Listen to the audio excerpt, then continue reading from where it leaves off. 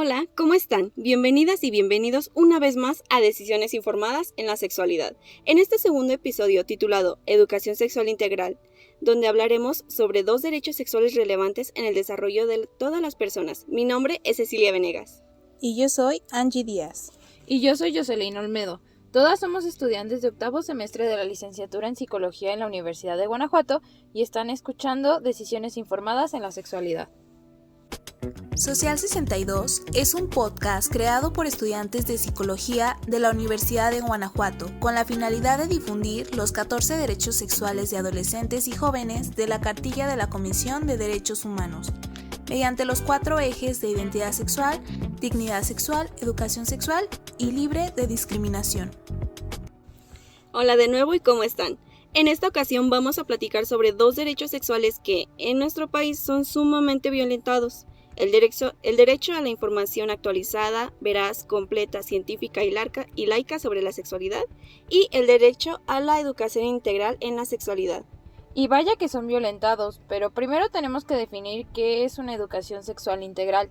Según la UNESCO, es la enseñanza y aprendizaje de los aspectos cognitivos, psicológicos, físicos y sociales de la sexualidad, lo que permite que las personas vivan sus relaciones sociales y sexuales basadas en el respeto, analizar cómo sus decisiones afectan su propio bienestar e incluso el de otras personas, además de comprender cómo proteger sus derechos a lo largo de su vida y velar por ellos. Sabemos que idealmente la educación sexual debería abarcar muchos temas, por ejemplo las relaciones de amistad y no solo las relaciones sexuales o románticas. También es hablar de emociones, salud, identidad, toma de decisiones. Sin embargo, la historia es otra, y nuestra educación sexual se basa solo en algunos puntos, los cuales se tocan apenas superficialmente, nuevamente con esta parte del tabú, siendo una barrera para esta educación.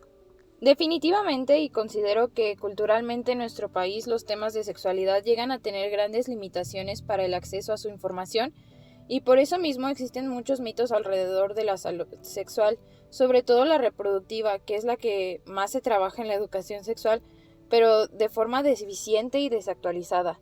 Es por eso que con este abordamiento superficial con el que se habla, se crean mitos como es el caso de las mujeres podemos quedar embarazadas al nadar en albercas, o la llamada virginidad, que sabemos que solo se trata de un constructo social que pues es usado para señalar la castidad e inocencia, sobre todo de las mujeres, porque pues México machista.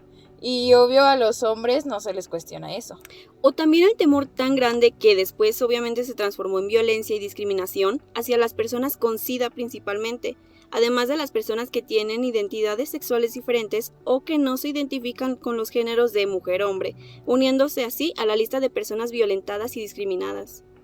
Es por eso que se debería hablar de todo lo que abarca la sexualidad, porque hay muchas cosas que no conocemos sobre este tema. Recordemos en qué siglo estamos. Recordemos que los conocimientos que recibimos contribuyen a nuestro desarrollo como personas, nos permiten conocernos y desenvolvernos adecuadamente. De este modo, estos temores, culpas, mitos que sentimos pueden disminuir. Y pues esta charla se está poniendo cada vez más interesante y sigamos en este espacio de chismecito. Para esto quisiera agregar la cuestión de la educación sexual en el sentido que ha llegado a centrarse de una forma poco adecuada el cuidado de la salud, dándonos cuenta de que se hace prioridad a evitar que las personas tengan relaciones sexuales de manera implícita. La existencia del método anticonceptivo de la abstinencia es un claro ejemplo, y el uso de condones principalmente masculinos es otro. Y hay otros más que hacen ver que todo se centra en la prohibición y no en la orientación educativa. Porque ¿quién de nosotras poder decir que tuvo una educación sexual integral? Porque yo no puedo. Ni yo. Sí, totalmente de acuerdo con las dos.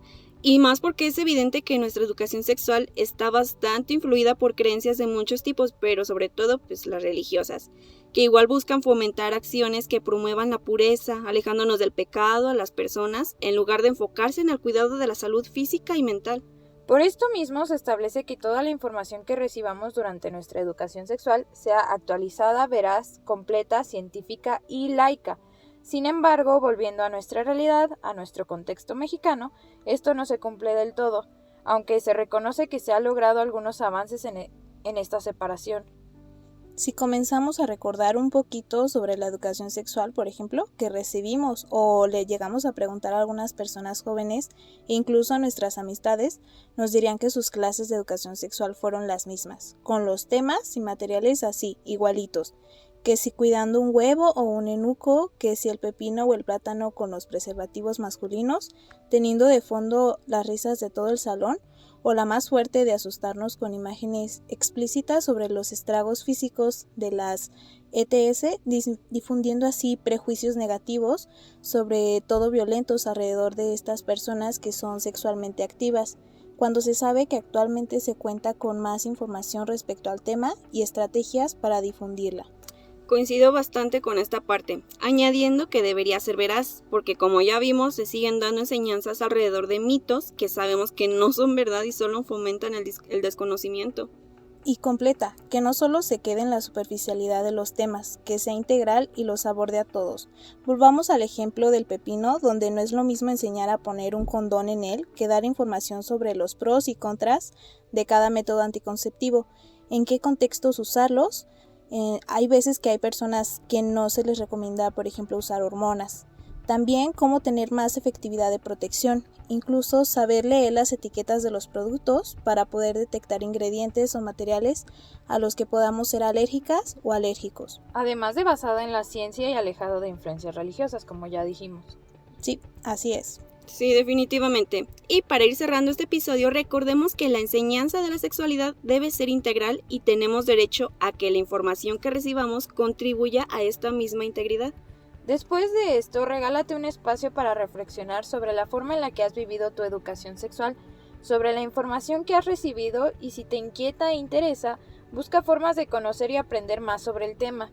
Recuerda que los centros o módulos de salud de tu escuela están para orientarte en estos temas de manera libre, sin juzgar y sin trabas.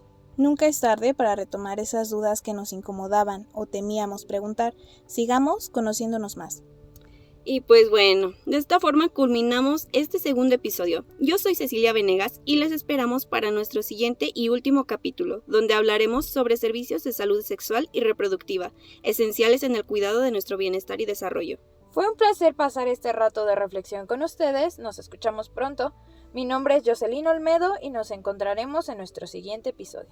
Igualmente disfruté mucho este tema de bastante interés y relevancia que hasta nos invitó a hacer un ejercicio de memoria sobre nuestra educación sexual. En fin, yo soy Angie Díaz y nos escuchamos hasta la próxima.